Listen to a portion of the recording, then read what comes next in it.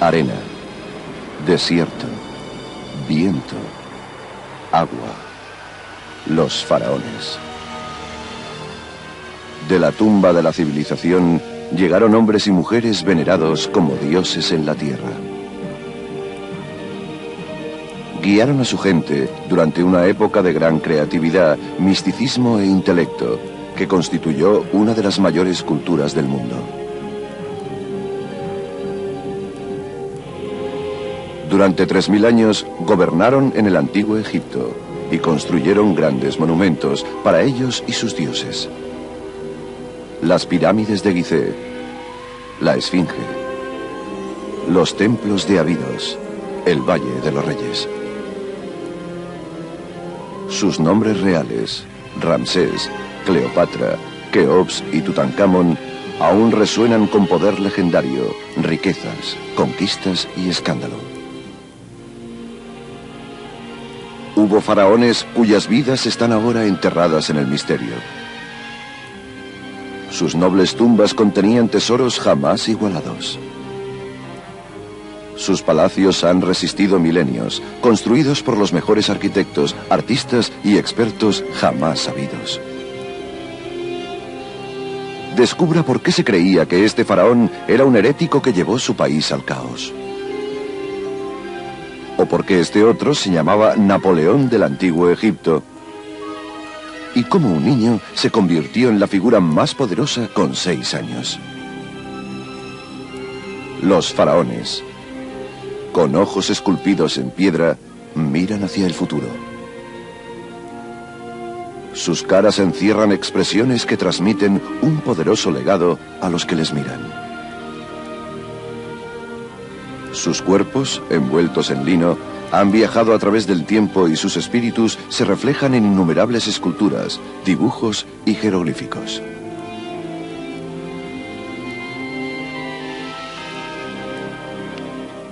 Más que realeza, los faraones eran un antiguo vínculo entre los mortales y los divinos. Sus poderosos logros inspiran temor y maravilla. Sus monumentos parecen ser huellas de los mismos dioses. He aquí los secretos de una raza de reyes dioses cuyos nombres resuenan a través de los siglos. Los grandes faraones.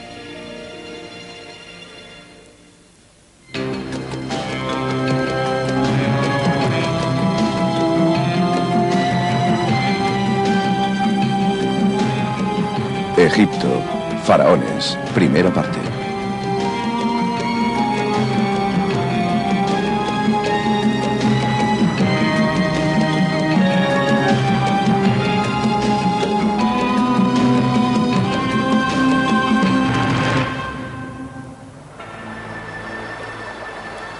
El Nilo, movimiento secreto, oscuridad en la luz del día, portador de vida para los egipcios.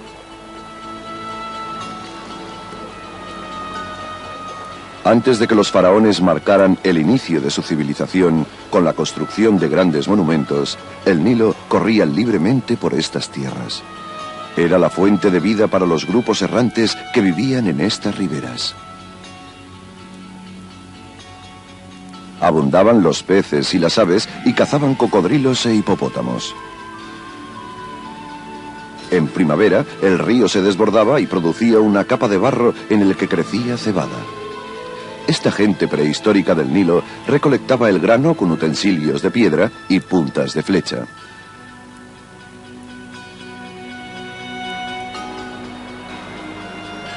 La vida dependía tanto del río que el historiador griego Heródoto dijo de Egipto que era el regalo del Nilo y el templo del mundo.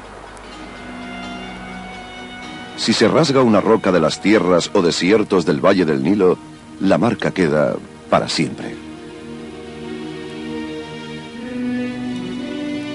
En esta tierra, 3000 años antes de Cristo, habitaban las figuras centrales de la antigua civilización egipcia, los faraones.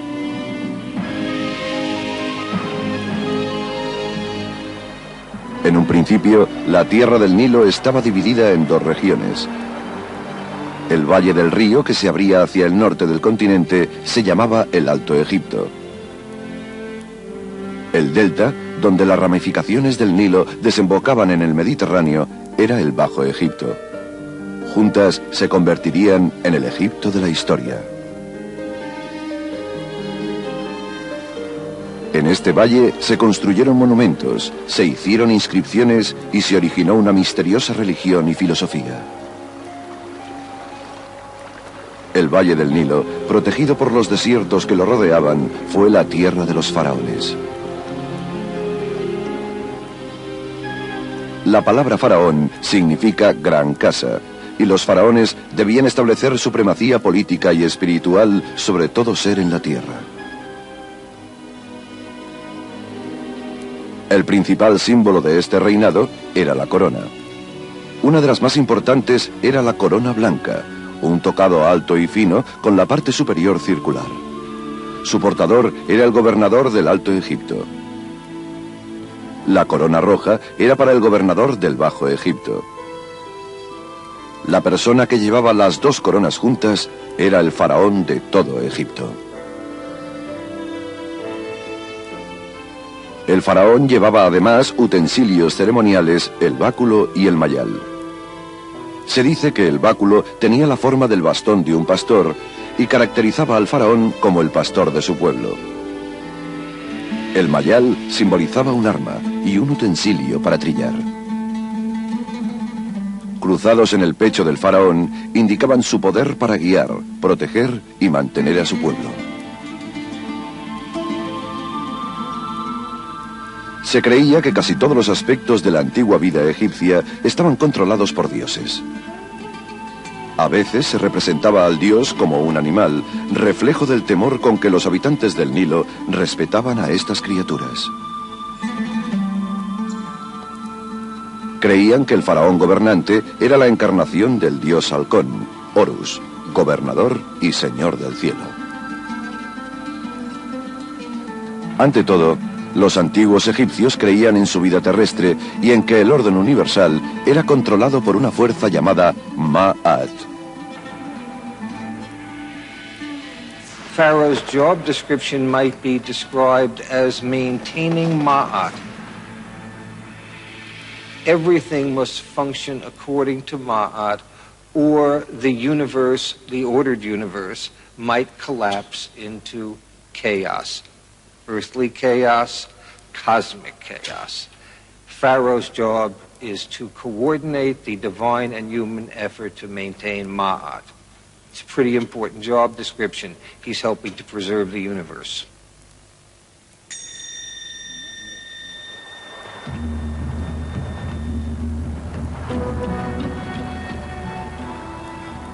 La civilización egipcia empezó cuando el Alto y el Bajo Egipto se unieron gracias a un rey guerrero en el año 3150 a.C.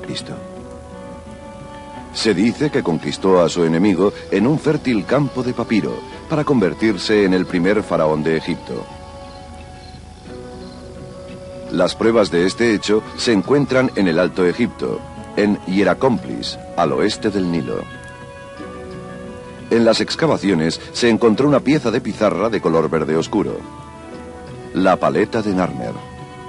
Es el objeto histórico más antiguo de Egipto, esculpido 3000 años antes de Cristo.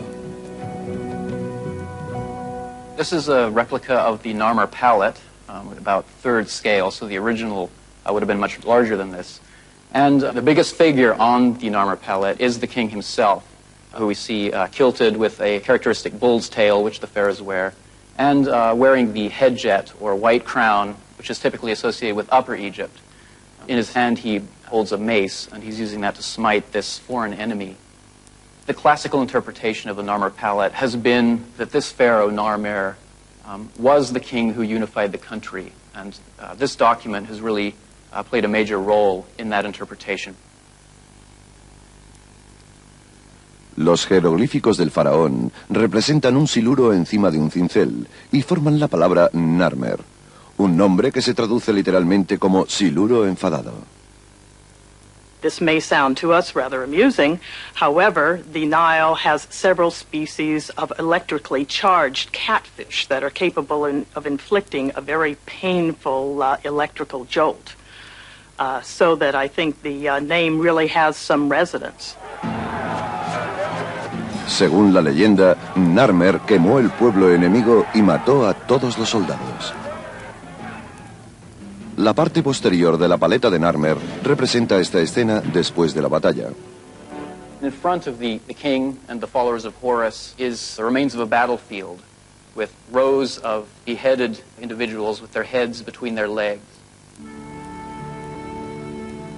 Narmer empezó una batalla que marcó el alza de la primera dinastía de faraones, unos 5000 años atrás.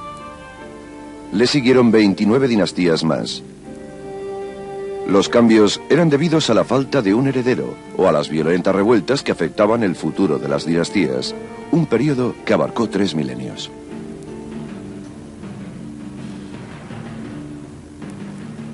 Para asegurar su conquista, el faraón Narmer probablemente se casó con una princesa de origen nórdico. Se trasladó al norte del Nilo y fundó su ciudad residencial en un lugar conocido como Muros Blancos. En el 3050 a.C. le sucedió en el trono su hijo, cuyo nombre, encontrado en un simple fragmento de cerámica, significaba halcón luchador. Se trataba del faraón Or-Aha. Aha probably inherited a system where many of the basic ideas about Egyptian kingship already existed. What he did was give it much more dramatic, monumental form. El mayor logro de Or-Aha fue la fundación de la ciudad de Memphis en el lugar residencial de su padre, Muros Blancos. Esta ciudad creció como capital política y religiosa del antiguo Egipto. Construida con barro y madera, lo tenía todo, pero desapareció. El historiador griego Manetón nos deja su impresión de esta ciudad de Muros Blancos. Memphis was by far the largest city I had ever seen. A colossal wall of pearly limestone encloses the city proper. Within the wall, many temples rise from the enormous spread of brown brick houses, and around them tower an army of gigantic statues. El faraón y su familia vivían en un palacio dentro del gran muro blanco. El interior estaba pintado con brillantes escenas de la vida egipcia. Los tejados de madera se aguantaban gracias a macizas columnas de piedra.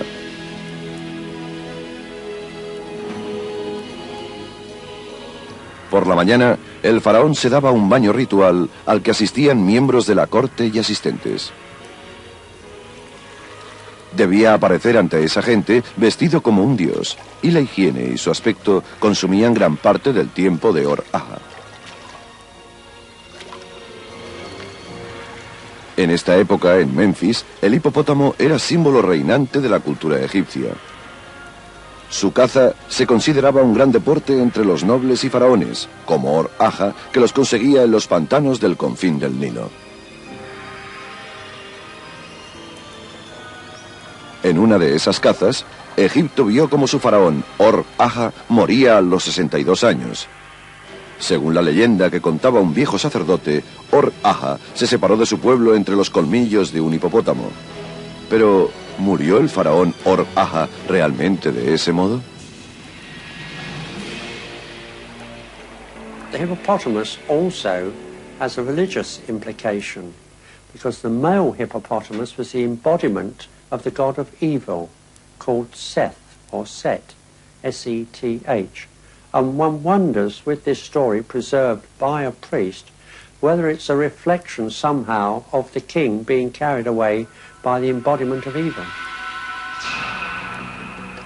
Tal vez el faraón de 62 años murió por vejez y los ancianos atribuyeron su muerte a su dios Seth, portador de feroces tormentas en el desierto, a quien los egipcios querían calmar.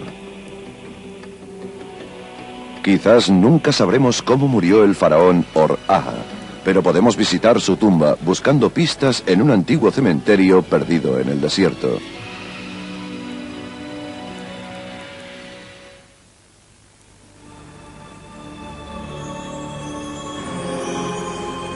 El Nilo, la gran autopista fluvial de Egipto.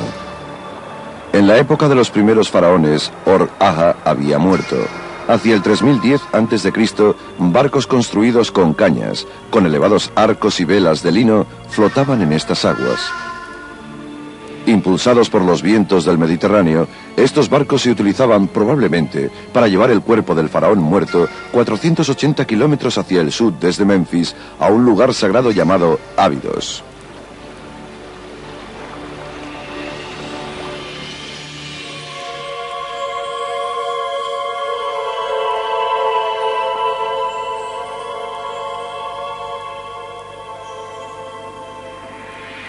La ciudad de Ábidos empezó siendo el cementerio de los primeros faraones en honor a Osiris, dios de los muertos. El legendario renacimiento de su cuerpo dio lugar a la antigua creencia egipcia de la vida después de la muerte. 12 metros bajo la superficie del desierto encontramos los restos de Osirion, el templo de Ábidos donde los egipcios veneraban a Osiris como símbolo de la resurrección. En las paredes hay inscripciones del libro egipcio de los muertos, unas indicaciones que permitían a los fallecidos pasar al mundo posterior. Hasta entonces, la mayoría de los cuerpos se habían enterrado en simples fosos poco profundos. Los efectos naturales de la arena del desierto sobre los cadáveres marchitaban la forma humana en muy poco tiempo. Para conservar sus restos para toda la eternidad, los faraones de la primera dinastía construyeron fuertes tumbas. Una vez enterrados en Ábidos, los faraones creían reunirse con su dios. Así, continuaban gobernando y manteniendo el orden universal para siempre. La tumba que esperaba al faraón en Ábidos se llamaba Mastaba, que significa banco en egipcio. Se construían para durar siempre, con ladrillos de barro, con un techo llano y con unos lados inclinados. Dentro había compartimentos que contenían varios tipos de alimentos, utensilios y muebles que fortificaban al rey para la eternidad. Bajo esta estructura había un pozo que llegaba a una habitación subterránea de ladrillos. Allí reposaba el cuerpo del faraón y el pozo se llenaba de piedra para que la tumba fuera inaccesible. La mayoría de expertos dicen que las ruinas de esta tumba, llamada tumba B19, contuvieron una vez los restos del faraón Or-Aha. A su alrededor estaban los fosos de sus fieles sirvientes, concubinas e incluso sus perros. Estos fueron sacrificados para acompañarle en su otra vida. En un tiempo, estos sacrificios finalizaron y los fosos alrededor del faraón se reservaban a la familia real y objetos valiosos.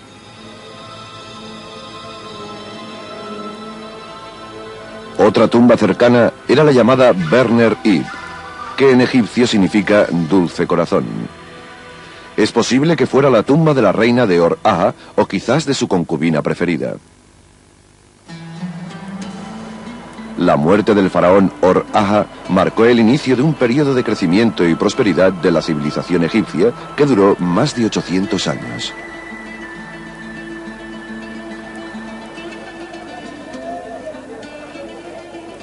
Memphis era el centro de la cultura y el comercio. Los obreros descargaban ganado y verduras que venían del Alto Egipto. Llegaba oro, marfil y piedras preciosas desde Nubia. Los egipcios conservaban escenas de esta vida en modelos de madera. Sabemos que la tierra del valle tenía mucha vida y necesitaban grandes cantidades de pan. Se cargaban vacas para utilizar su carne, la preferida de la clase noble. Un país tan poderoso necesitaba administración. Estas tareas las llevaba una clase especial de los antiguos egipcios, los escribas. The scribes are very important because they really represent the official class, the bureaucrats who make up the government, who really made Egyptian culture possible. The pharaoh was the leader, but without the bureaucratic structure to fulfill what he thinks is needed, the Egyptians couldn't have achieved what they had to achieve. But it's important to remember that only maybe 5% of the Egyptian population at any time were actually literate. El faraón tenía que delegar muchas de sus funciones a los oficiales llamados visires. Estaban en segundo lugar después del faraón. Se educaban como escribas y se representaban sentados con las piernas cruzadas y con papiros en sus regazos. Era la postura normal para escribir. El escriba no solo se aseguraba de cumplir los deseos del faraón, sino que también dejaba una huella en la historia.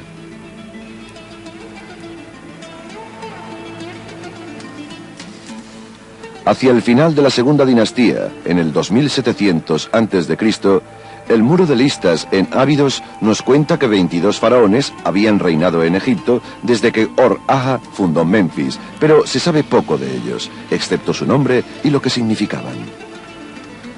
El nombre de un faraón significaba Dios de los poderes placenteros. Otro significaba simplemente poderoso en su corazón. Sabemos además que sus mastabas se construían cerca de la capital, Memphis. Estas se hacían más imponentes y elaboradas. Algunas alcanzaron los 5 metros de altura con hasta 16 estancias. La construcción cada vez más elaborada de estos monumentos para los faraones indica un crecimiento de la confianza, riqueza y conocimiento. Los egipcios pronto desarrollaron nuevas técnicas para la construcción y la arquitectura. La tendencia hacia la belleza y excelencia los trajo a Saqqara.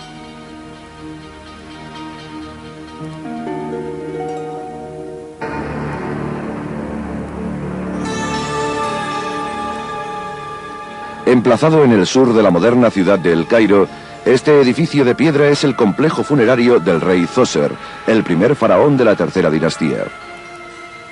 Con su reinado, que empezó hacia el 2630 a.C., el poder del faraón era absoluto. Todos, desde el mejor administrador hasta el peor esclavo, se sometían a sus dictados.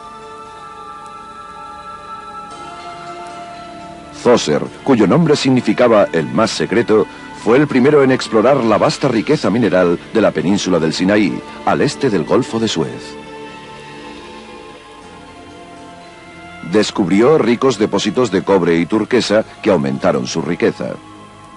Envió barcos Nilo arriba para extender su gobierno y las fronteras de Egipto, y llegó hasta Asuán. Para proclamar su poderoso estado, Zoser encargó la primera pirámide que se construyó en Egipto, la pirámide escalonada. 60 metros de altura, la imponente pirámide de 6 escalones domina el horizonte y el elaborado cementerio que la rodea.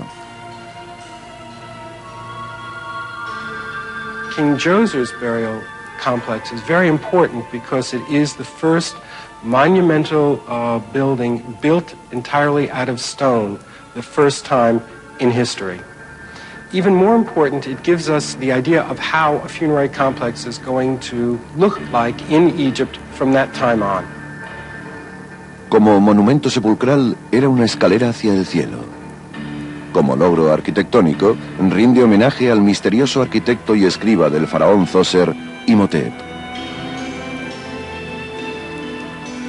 Una inscripción de este periodo contenía este tributo. Seal bearer of the King of Egypt, one who is near the head of the king, director of the great mansion, royal representative, high priest of Heliopolis, Imhotep, the carpenter and the sculptor.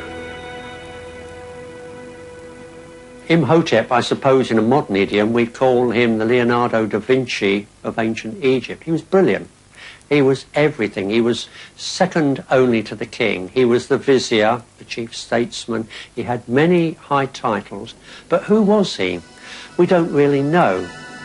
All we know is his status at the time, that he was the genius who built the stone pyramid.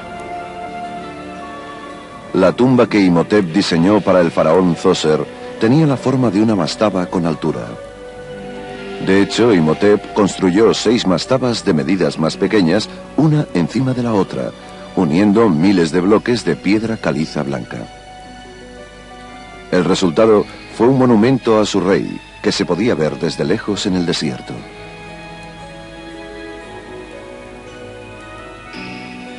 La construcción de esta primera pirámide coincidió con la elección de Djoser, dios del sol Ra, como dios dominante en el país.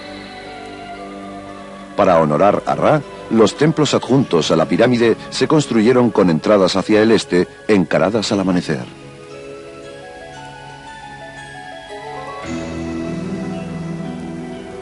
El complejo quedaba encerrado por un muro de 9 metros de altura con entradas falsas. Sirvió como escenario simbólico de la fiesta de Set, una ceremonia para celebrar el símbolo faraónico de la fertilidad. El faraón debía pasar por un ritual que representaba a Egipto. Dentro, en una de las galerías de la pirámide, hay un relieve que dibuja a Djoser entrando eternamente a la fiesta del Set, mientras su corte le aclama.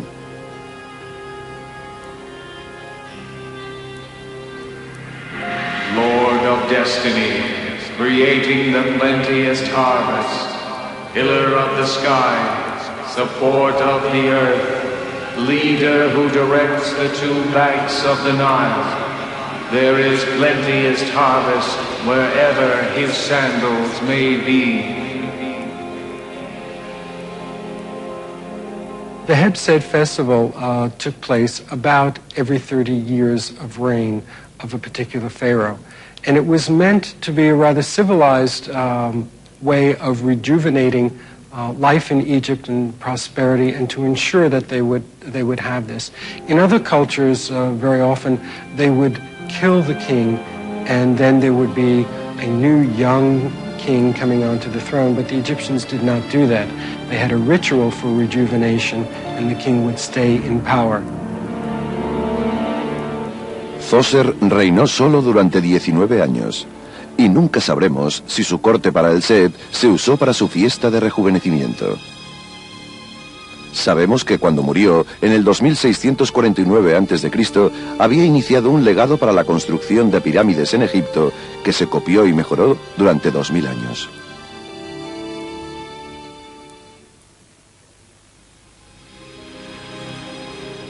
Los autores antiguos, gracias a quienes la historia de Egipto sobrevive, nos dicen que la tercera dinastía bajo el faraón Djoser finalizó en el 2613 a.C.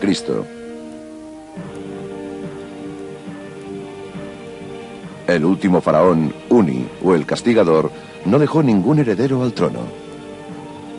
Le sucedió un faraón que simbolizó el inicio de una nueva dinastía para el antiguo Egipto, el sobrino del faraón.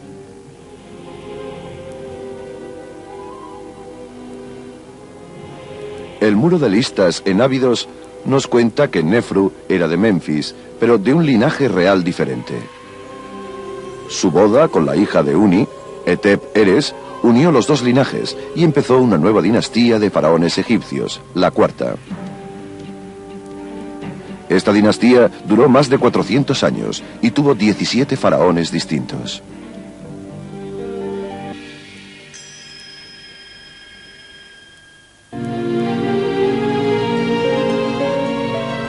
El nombre Nefru significa portador de belleza, y su reinado en Egipto duró 24 años.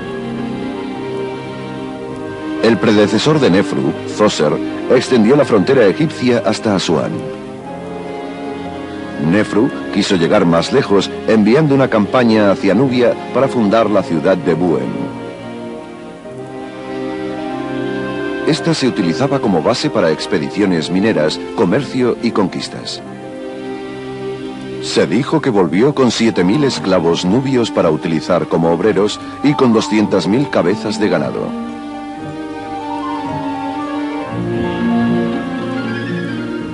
Existen pinturas que representan a hombres cargando animales exóticos como jirafas y mandriles para las delicias y placeres de los reyes.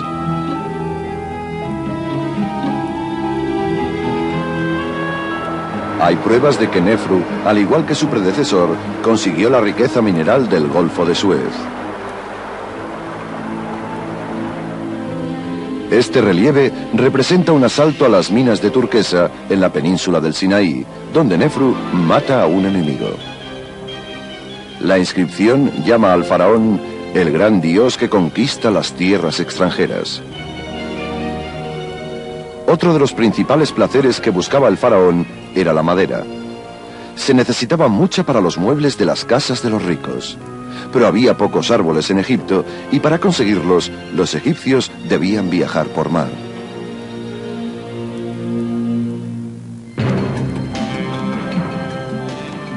Con una gran habilidad para navegar por el Nilo, los egipcios iban a convertirse en los primeros marineros de la era antigua. Y bajo las órdenes de Nefru se embarcaron en los mares en búsqueda de madera de cedro. El faraón ordenó la construcción de 60 barcos mercantes. Flotas de grandes barcos se dirigieron a Biblos, en el Líbano.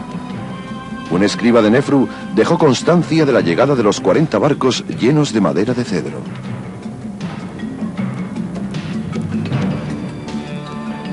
Las inscripciones en los muros nos cuentan que Nefru premiaba con muebles de cedro y ladrillos a sus oficiales, pero tenía en cuenta la distancia entre ellos. Esto podía desanimarlos a luchar juntos y formar su propio subreinado. Aún así, el rey tenía tiempo para celebraciones.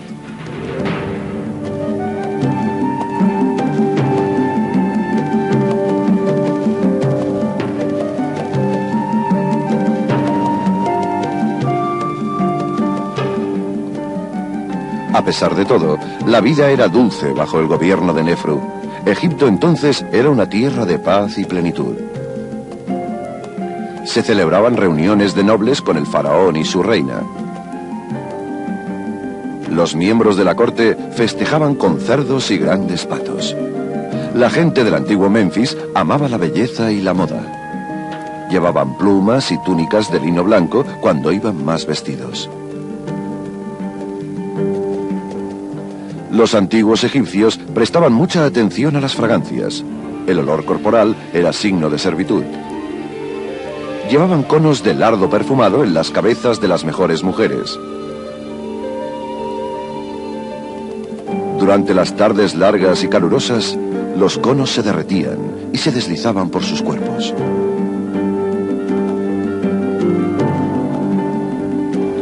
Otro signo del estilo de los faraones se encuentra en un papiro que cuenta cómo un aburrido rey Nefru se encontraba en un lago rodeado de bellas mujeres vestidas solo con redes de pescar.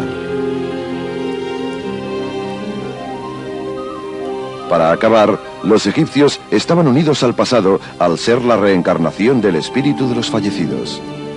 Era natural que los símbolos que perduraban en la cultura fueran las mansiones de los muertos, las pirámides. El faraón Nefru trasladó el cementerio real. No en Abidos, sino en un nuevo lugar al lado del Nilo llamado Dashur. Aquí construyó las primeras y verdaderas pirámides. Durante mucho tiempo, este lugar no se podía visitar y solo lo han visto los arqueólogos. Abierto recientemente, ofrece una extraña vista de las espectaculares construcciones de Nefru que dominan al horizonte.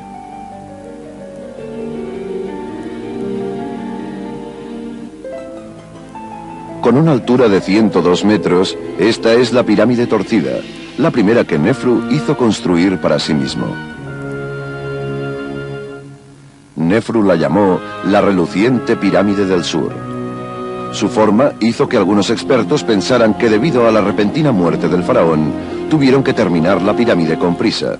Su curiosa forma nos dice mucho de los constructores de pirámides de Nefru. The Bent Pyramid is probably one of the first major lemons that we can find in history.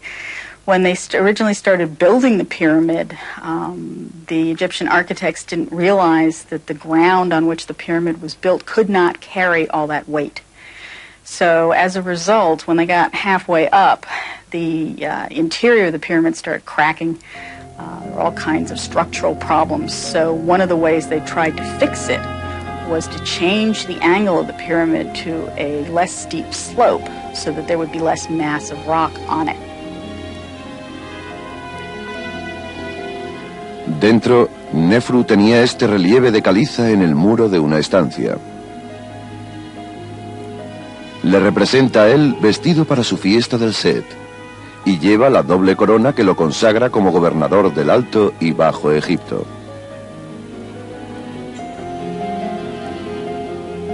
Fuera de esta deforme pirámide, supervisó la construcción de un templo funerario del que quedan algunas partes.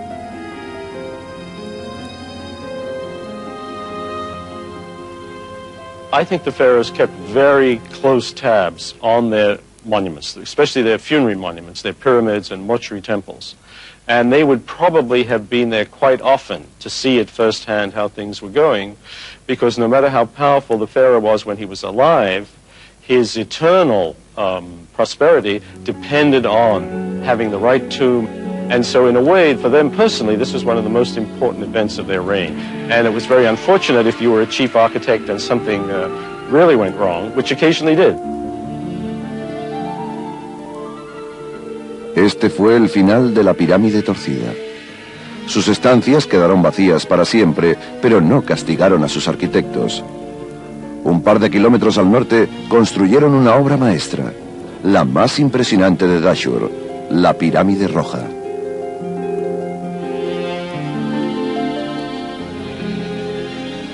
Con una altura de 103 metros, es la primera pirámide de lados lisos construida en el mundo. Su nombre viene de la roca con que se construyó. Rica en óxido de hierro, la roca coge un color rojizo con la luz del sol.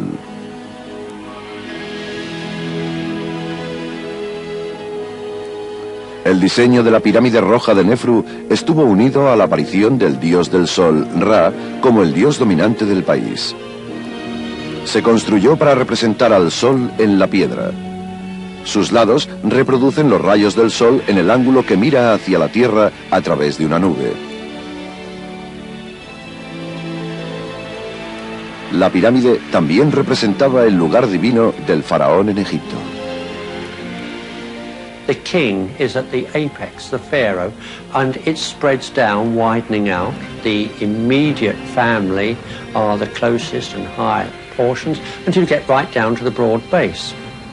It tells us how unified the kingdom was, how the king, the pharaoh, could call upon forces to build, and people were pleased to work on this because it was a monument to the king when he became a god after he died, and in so doing it ensured their own well-being on earth. Irónicamente, la punta o ápice de la pirámide roja que simboliza a Nefru cayó al suelo, donde se ha conservado.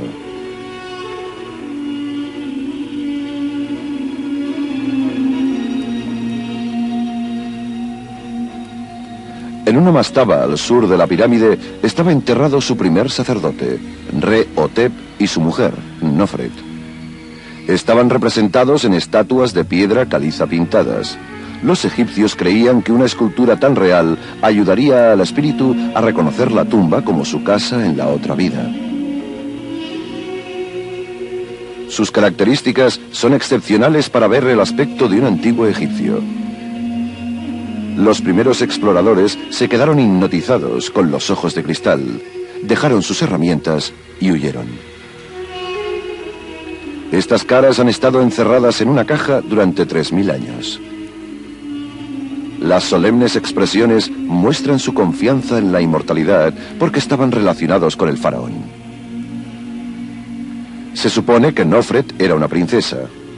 Además del título de primer sacerdote, en la estatua de Re-Hotep se inscribe «Hijo del cuerpo de su rey». Esto ha hecho que los expertos pensaran que la figura podía ser el hijo de Nefru.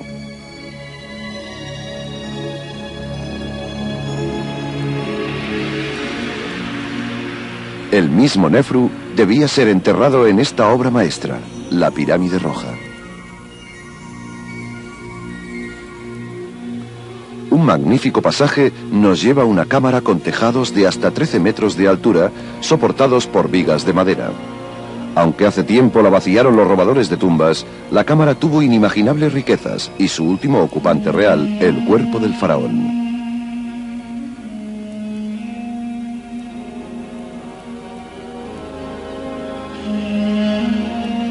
El faraón muerto observaba a través del agujero para ver cómo el día se volvía noche. Dentro de una tumba de piedra, un cuerpo se hubiera descompuesto rápidamente. Los antiguos egipcios se dieron cuenta de que realmente destrozaban lo que esperaban proteger. Con su muerte, Nefru se convirtió en otra cosa.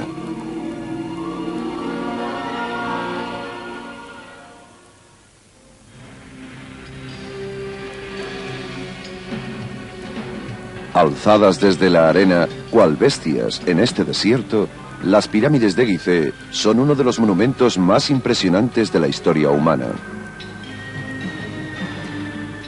Son estupendos recuerdos de una época del antiguo Egipto en que la práctica sagrada de las pirámides alcanzó su clímax. También reflejan los deseos y sueños de los 3 faraones que las construyeron.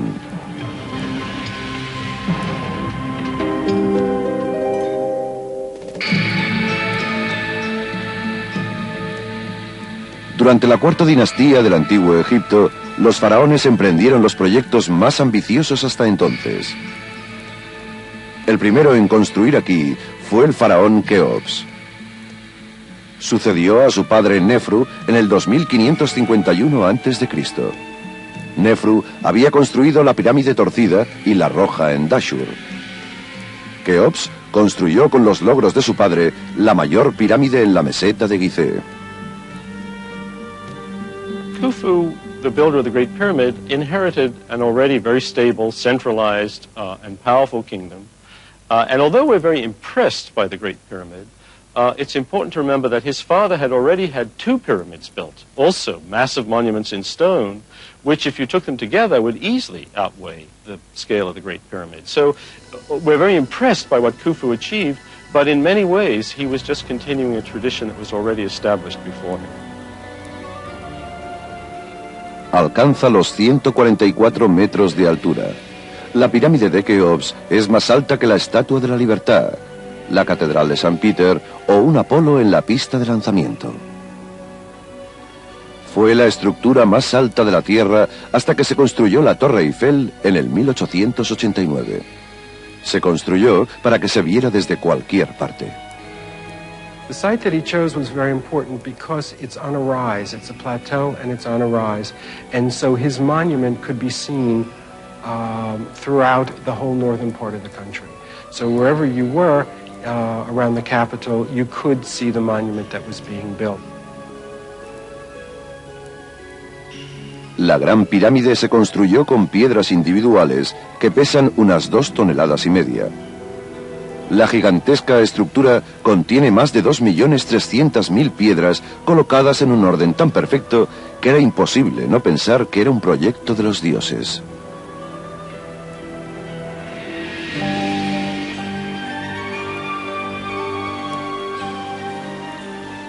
Dentro, la cámara de la Gran Galería se construyó cerca de la cima.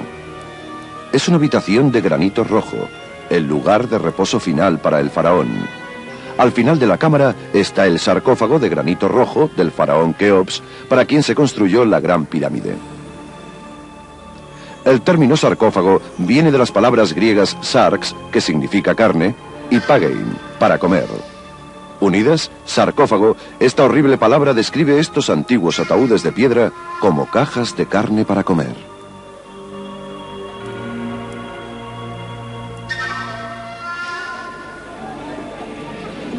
Como los egipcios extrajeron, dieron forma y movieron tantas piedras en Gizeh, ha hecho recapacitar a los expertos durante siglos.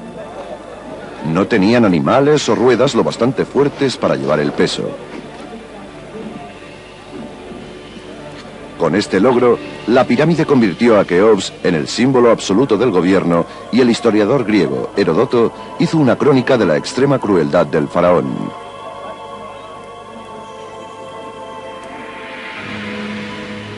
Khufu drove them into the extremity of misery.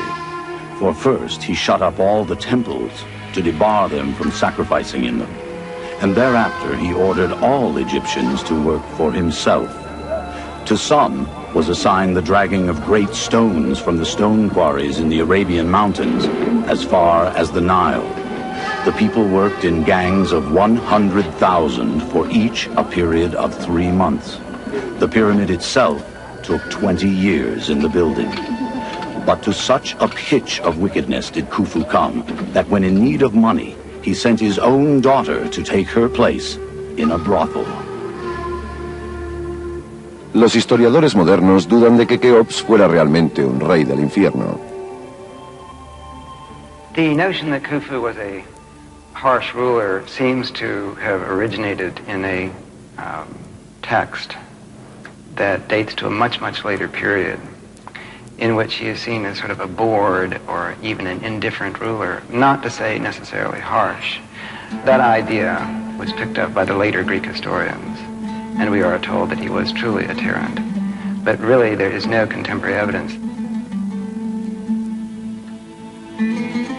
Hay poca historia escrita que describa al constructor de la Gran Pirámide. Aparte de un busto de granito que quizás lo represente, solo ha sobrevivido de él una estatuilla esculpida en marfil.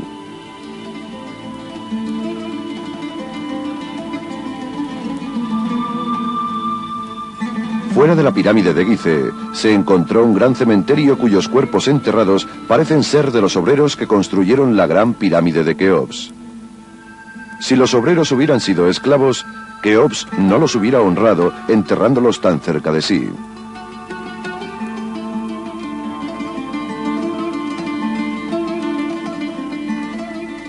Sabemos que no solo las pirámides eran los signos de la clase alta. Durante la Cuarta Dinastía, la práctica del embalsamamiento se convertiría en un arte secreto y místico al transformar el cadáver en una momia.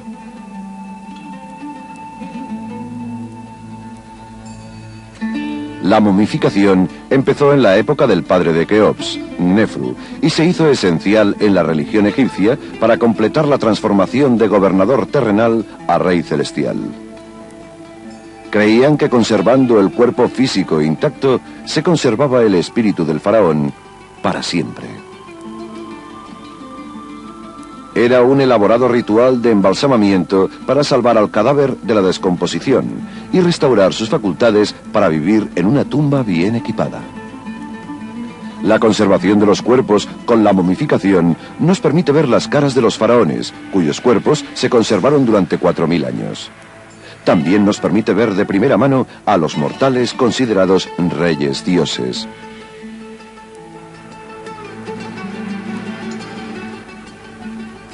Los análisis médicos han detectado que los faraones tenían piedras en los riñones, tuberculosis, polio, apendicitis, hernias y cólera.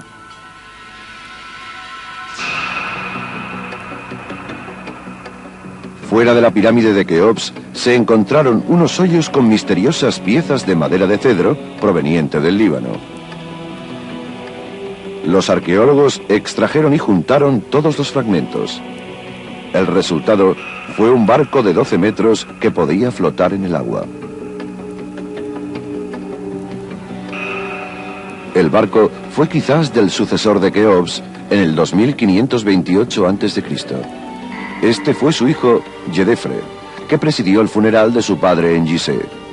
Su nombre, Yedefre, significa durador como Ra y se refiere al dios del sol. Yedefre fue el primer faraón cuyo nombre se refería al sol.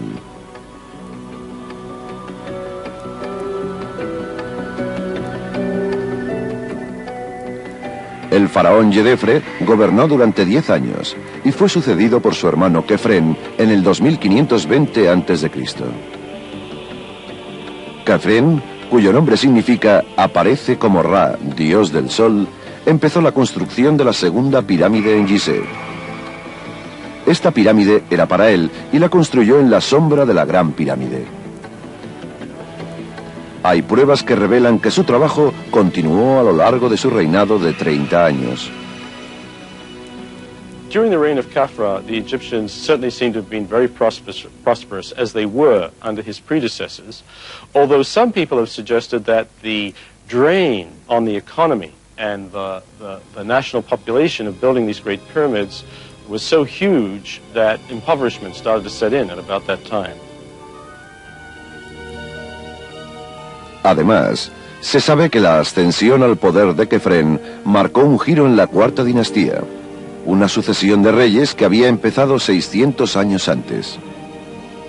Kefren construyó un elaborado templo mortuorio y una magnífica estatua de medidas reales de sí mismo, protegido por el rey Halcón Horus.